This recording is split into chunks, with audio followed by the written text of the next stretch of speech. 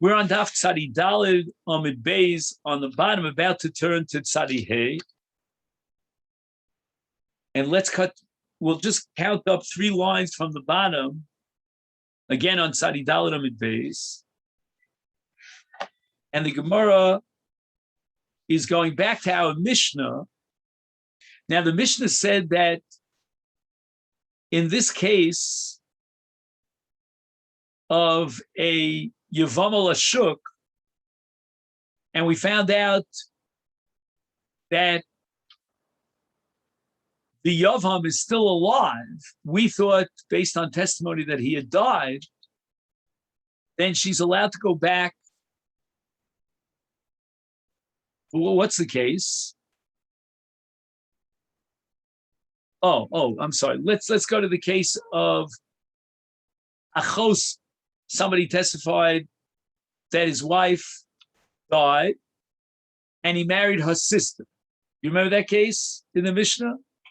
And we said that if, as it turns out, his wife is still alive, then he resumes the marriage with his wife. So the Gemara asks, V'tei oser b'shchiva da'chosa. How are we allowing her to resume her marriage and he to resume his marriage with her, with his first wife? Why don't we consider it as Isur Shchiva Dachosa? Why don't we assume that, at least on a D'Rabbanan level, his marriage to her sister, so he was married to Rachel, he assumed that Rachel had died, now he married Leah. His marriage to Leah should be presumably valid on a D'Rabbanan level, which would mean now that his original wife, Rachel, is Achos Ishta, and she's Asura Love B'Yisur Erva. B'Idei Dahava, Aisha Shaholach Bailim Dina Sayam. If a woman's husband went out to Medina Sayyam and one aide testified that her husband died, and she went ahead and got married to another man based on the heter that Bezdin gave us, relying on the Eid Echad. Now it turns out that her husband is alive and well. She is not allowed to resume her marriage with her husband because she got married to someone else. Here too, he got married to the sister of his wife. We're not going to allow, we shouldn't allow him to go back and resume his marriage with his wife, meaning with Rachel, when she turns out to be alive. So the Gemara says, Lo dam. Ishto demezid asira midaraisa b'shogeg gazru bar rabban. In the case of a married woman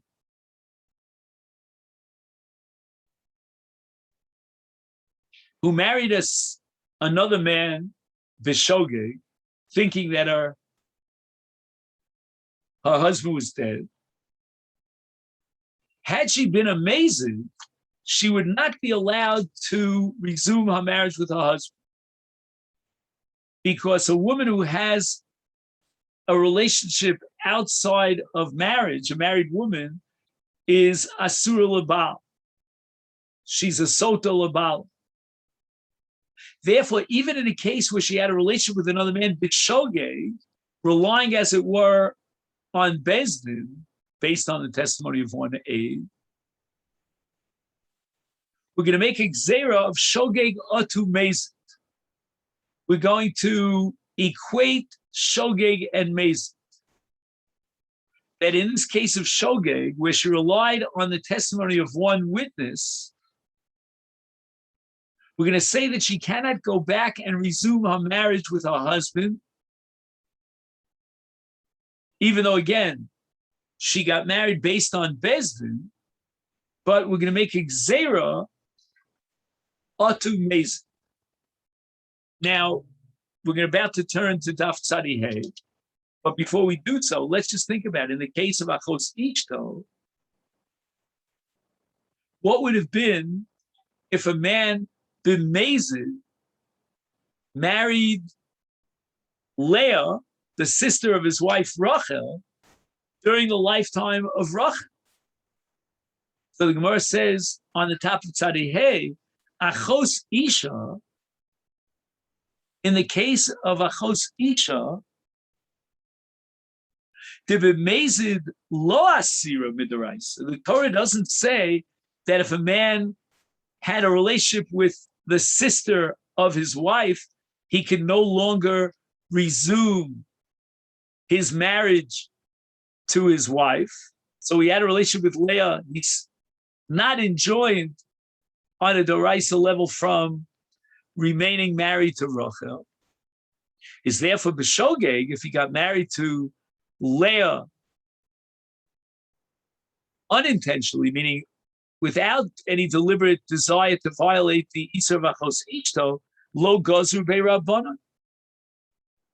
So the premise of the Gemara here on the top of Tzadi Hey is that a man who is married to Rachel and now has a relationship with her sister Leah is not prohibited from his marriage relationship with Rachel. How does the Gemara know that? Minolan delo asira. He says, Minayin shelo nesra ha'isha lebaila kisheba al hachos b'mezid. If a man had a relationship, deliberate relationship with Leah,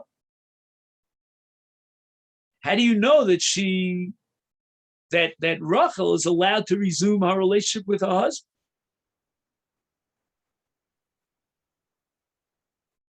So the Gemara says the Sanya. We're going to derive this from a drush in a brisa. The brisa says, "V'shachav ish osa." Let's just look at the pasuk inside in Parshas Nasa. Let's see. We're talking about a sota. Hey.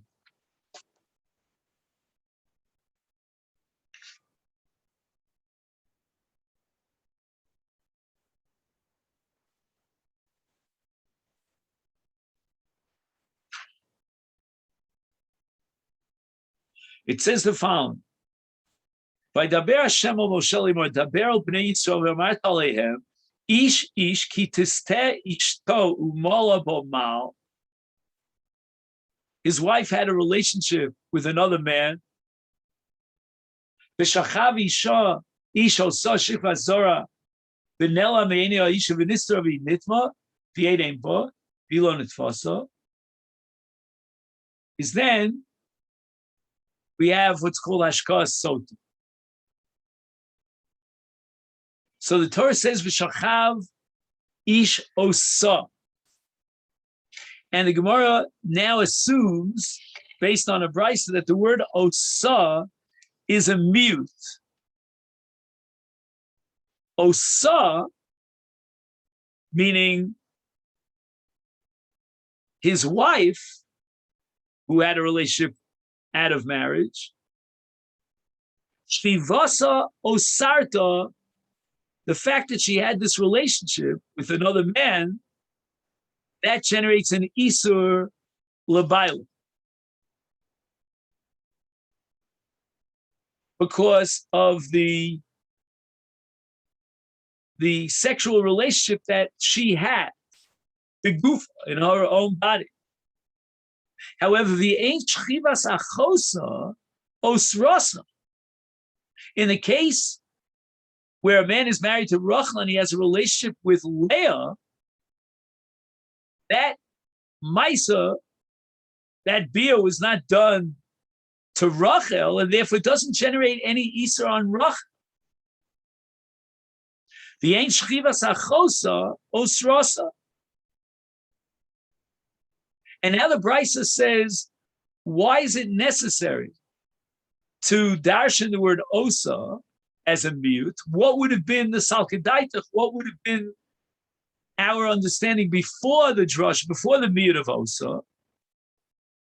Sheyachal alodinu, I might think based on a kal v'chomer. Uma b'makom sheba al iser kal nesar.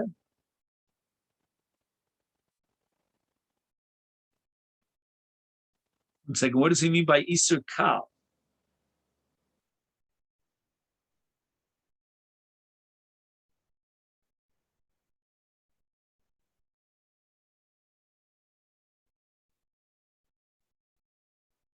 Oh, I understand.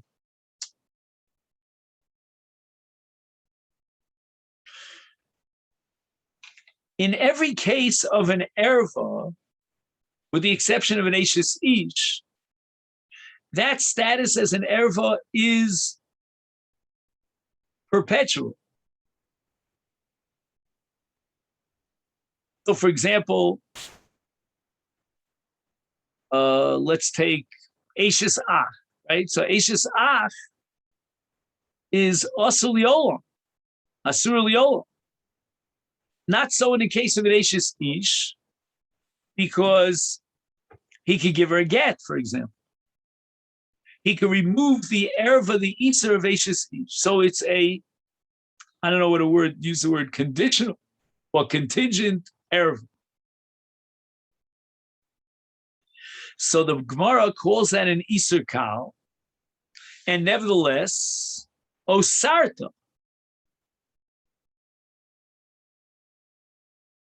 Nesar ha'oser.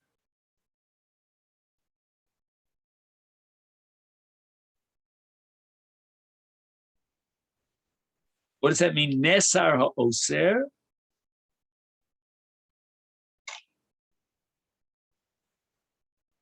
In other words, the oser is the Baal. The reason why, let's say a woman is married to Reuven. The reason why Shimon cannot have a relationship with this woman is because of Reuven. Reuven is called the oser.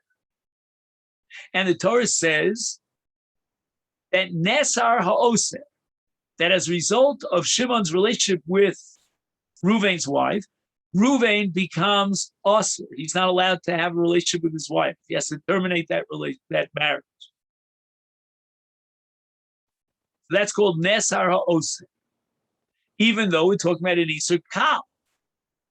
Right? The oser, which is the Baal, generated an iser kal because of the possibility, as we said before, of a get. Is makom sheba al iser chamur,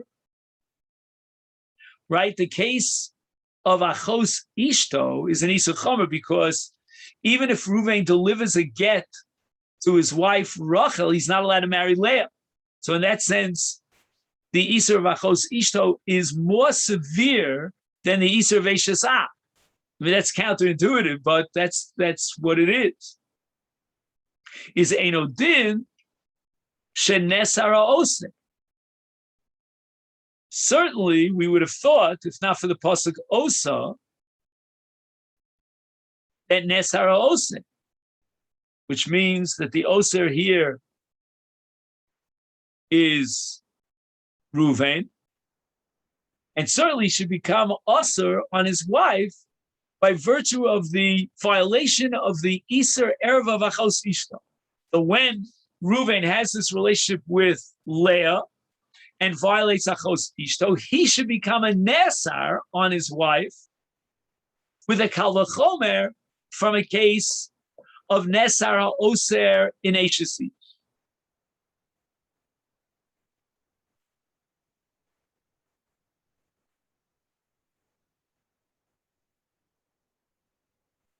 So again, let's just go over this sum total of what we learned today. Take a pause for a chazorah. We're saying that the reason why in our Mishnah,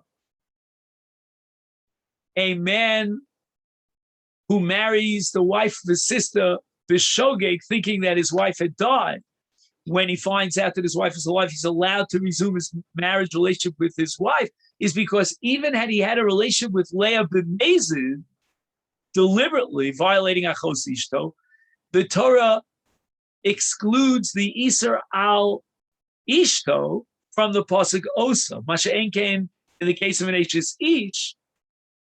If a woman marries another man, thinking b'shogeg that her husband is dead, there will be an Isser generated vis-a-vis her first husband, who's still alive,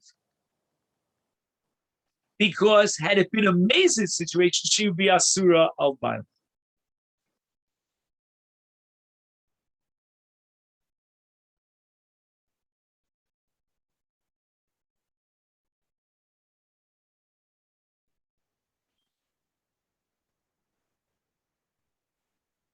Amar Rabbi Yehuda, lo nechleku Beit Shammai uBeis Hillel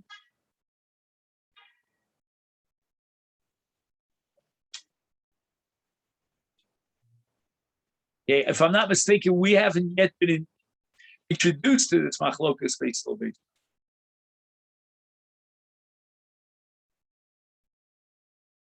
Ba'al chamoso sheposel es ishto.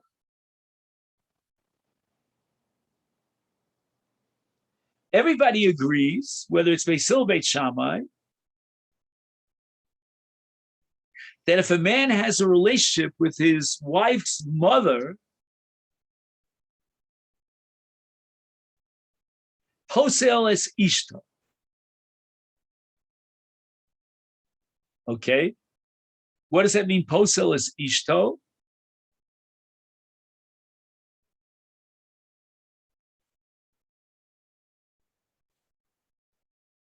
Does anybody have a footnote? Ruvain, I think you have English notes here. Does he say anything about posel es ishto? I think it means that he's no longer allowed to resume his relationship with his wife once he had a relationship with her mother.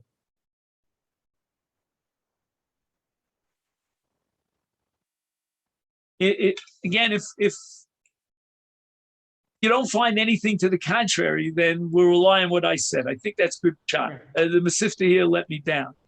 But I think posel es ishto means he's no longer allowed to have a relationship with his wife. Alman nechleku. So where is the battleground between Beis Hillel Beit Shammai? Be'adam beba al achos ishto. He had a relationship with Leah, the wife, the sister of his wife. Beit Shammai omrim posel. He's allowed to remarry. He is not allowed to resume his relationship, his marriage relationship with his wife Rachel. That's called posel. In other words, Beit Shammai did not accept the drasha of Osan that we just learned about a minute ago. Beis Hillel omrim lo posel. Beis Hillel accepted the drasha and the miyud of Osa. Right? Osa shchivasa sarta v'yein shchivas achosa sarta. So that's the opinion of Rabbi Yehuda. Amar Rabbi Yossi. Rabbi Yossi disagrees with Rabbi Yehuda. Lo nechleku Beit Shammai Beis Hillel b'bal achoso ishto shelo posel es ishto. Even Beit Shammai have adopted the miyut of Osa in the case of achos ishto.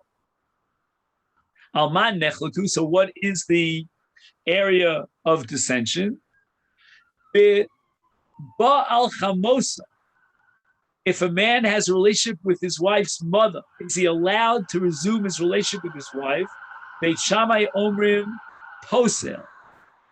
Beit Shammai says he's no longer allowed to live with his wife because he's already had a relationship with his mother, with her mother. Beis Hillel omrim lo posel. Now Rabbi Yossi has to explain the case of Ba alachos ishto,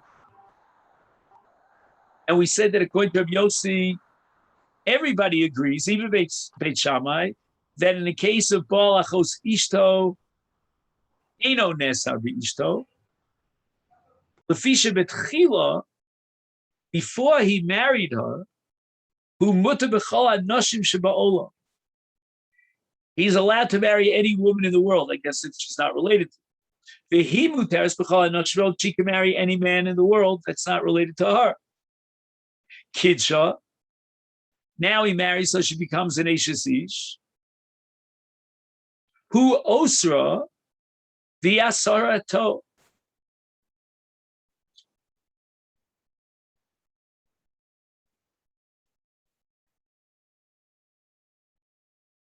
He generates an Isur that now she can no longer marry anyone. V'hi asarato. Well, what does that mean? V'hi asarato.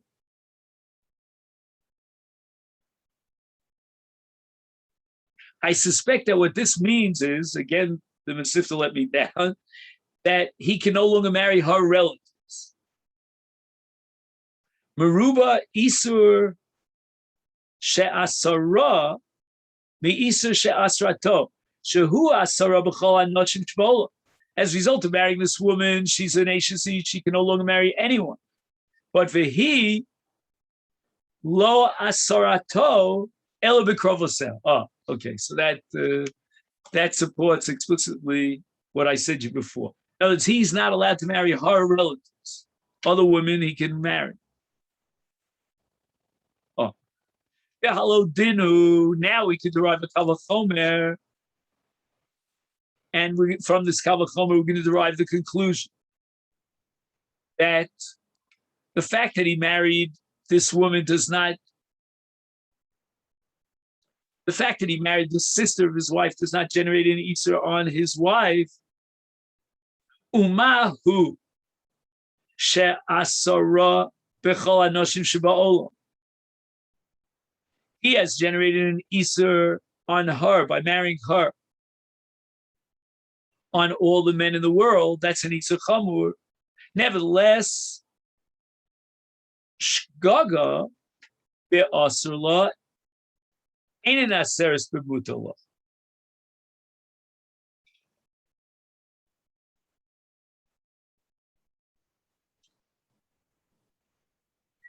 If she had a relationship with another man while she's married to her husband, but she did it b'shogeg,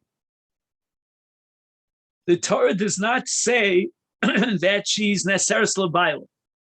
She still remains mutar l'bayla. And that's based on the pasuk in the same parsha that we read before. It says, "Vehi lo nitpasa," the end of pasuk Yud Gimel, that she was deliberate in this relationship that she had out of marriage. He shelo asarto ela b'krovosea. As far as she generating an Isur on her husband, it's only the Torah doesn't say that he can't marry anyone else, but he can't marry her relatives. Is therefore shagag in a case where the husband bishgaga, meaning he thought his wife had died and he married her sister,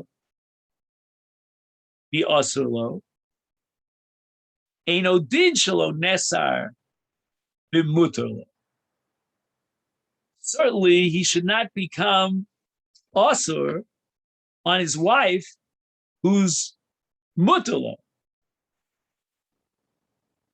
In other words, in the case of a woman who's married and her Isur, as a result of her marriage, is an Isur Chamur, she's not allowed to marry anyone else. And yet, if she has an extramarital relationship, it's shogeg. She still remains muteres l'bayla, even though that was an Isur Chamur, that the Baal generated on her that she can't marry anyone. How much more so in the case of a Baal who marries Bishogeg, his wife's sister, unbeknown to him, his wife is still alive. How much more so that would not generate an Isser on her who's muterisla. Does Bishogeg also mean Aiden testify that Correct. he's that his wife died? Right. In fact, it's possible that you don't even need 2 Aiden, 1 aid is enough. So now Rabbi Yossi says, V'zeh din, and this kal v'chomer, Eino matir el lebal shebal achosa b'shogeg, but lebmezid, if the Baal deliberately had a relationship with his wife's sister, knowing full well that his wife is alive, minayin, how do we know that in that case he's still permitted to resume his relationship with his wife? Ish osa. And the extra word osa as a mute is going to teach me that osa shchivasa osarta. In a case of Mazid, if she, the wife, had a relationship with another man, but Mazid, that's osrasa. But ein shchivas achosa osrasa. The oso is rejecting or excluding, I should say, the case of achosa, where her sister had a relationship with her husband, b'mezid, is eno osros.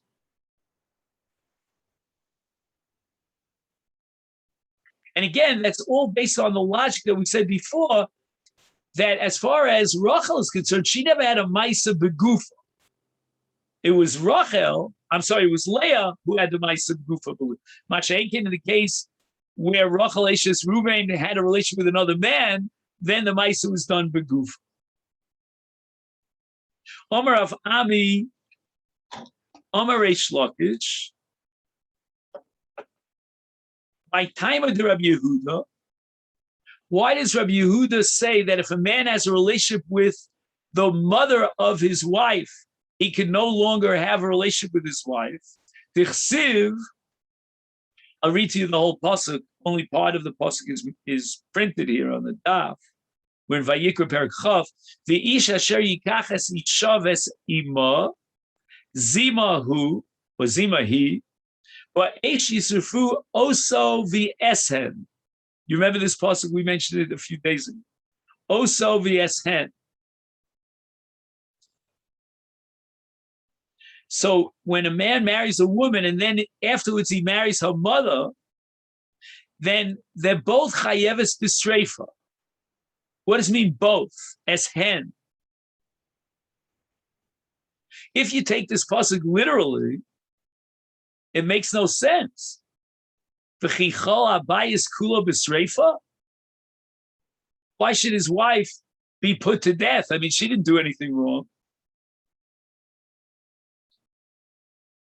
And therefore, we have to apply the logical principle called an eno inyan.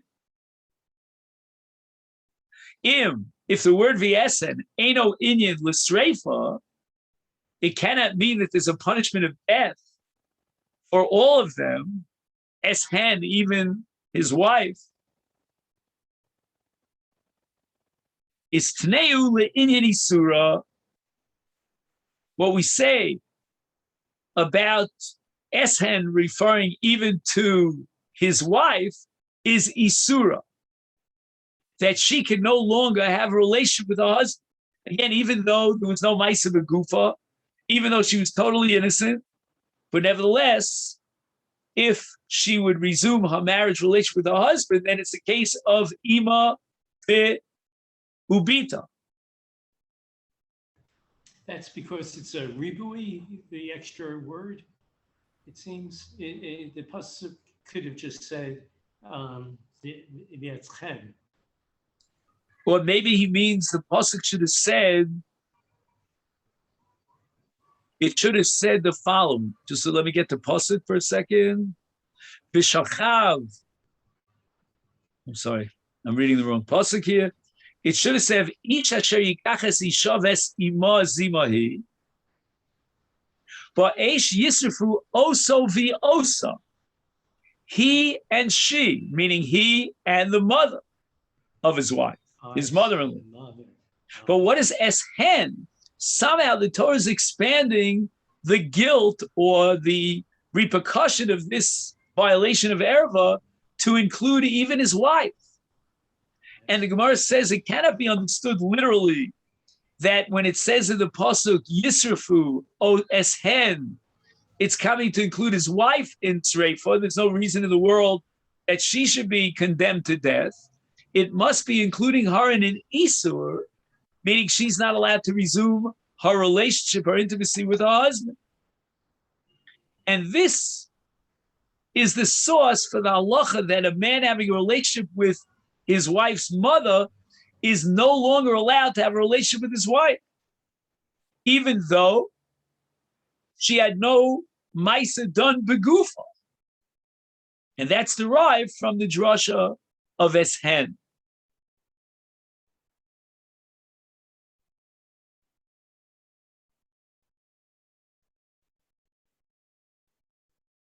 Amar Rabbi Yehuda, Amar Shmuel, ein halacha Rabbi Yehuda.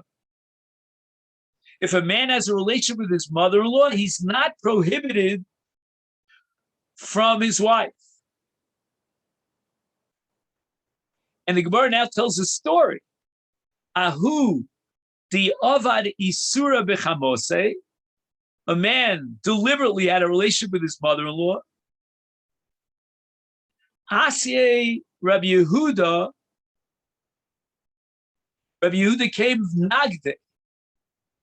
Nagde means he gave him malchus. He gave him lashes. Amalei. And then Rabbi Yehuda said to him, he loved the Omar Shmuel. Ein halacha Rabbi Yehuda asarti Allah. Isura di Allah. If not for the statement of Rabbi Yehuda in the name of Shmuel, I'm not sure if it's the same Rabbi Yehuda, but Ein halacha Rabbi Yehuda is a different Rabbi Yehuda. That's a Tana Rabbi Yehuda. If not for that halacha, I would have said you can no longer resume a relationship with your wife once you had a relationship with her mother. And I would have said that your wife is asura olecha be'isur olam. And isur olam means even after the death of your mother-in-law. But ein halacha Rabbi Yehuda, and therefore I could beat you up and give you lashes as a punishment for your crime. But I would not be able to prohibit you from resuming your relationship with your wife because Shmuel said in the name of Rabbi Yehuda said in the name of Shmuel, Ein halacha ki Rabbi Yehuda. Now at this point, the Gemara goes back to the Kal V'chomer earlier, which called Eishes Ish and Isur Kal. And the Gemara is going to analyze why an Eishes Ish who has an extramarital relationship, that's called an Isur Kal. And we said because he can divorce, that's going to be the Chiddush of the Sugya that we'll learn in Mitzvah Shem, Lineder tomorrow. So let's just make a note of where we got up to for today.